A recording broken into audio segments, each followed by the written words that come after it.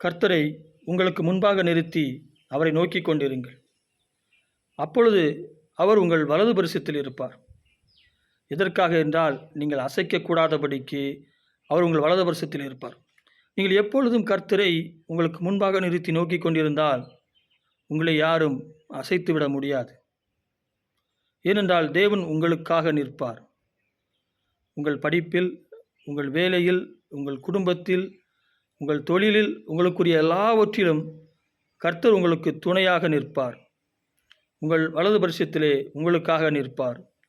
நீங்கள் எப்பொழுதும் கர்த்தரை உங்களுக்கு முன்பாக நோக்கி கொண்டிருங்கள். எதை செய்தாலும் அவர் எப்பொழுதும் உங்களுக்கு முன்பாக இருக்கிறது போல நினைத்து கொள்ளுங்கள். அவரை எப்பொழுதும் உங்களுக்கு முன்பாகவே வைத்திருங்கள். யாரையெல்லாமோ உங்களுக்கு முன்பாக நிறுத்துகிறீர்கள், கர்த்தரை நிறுத்தி பாருங்கள். மனிதனை நிறுத்தினீர்கள், இனி மனிதனை நிறுத்துவதை நிறுத்திவிட்டு கர்த்தரை உங்களுக்கு முன்பாக நிறுத்தி பாருங்கள். நீங்கள் அசைக்கப்படுவதில்லை. நீங்கள் அசைக்கப்படாத கண்மலை போல் இருப்பீர்கள். ஆமென்.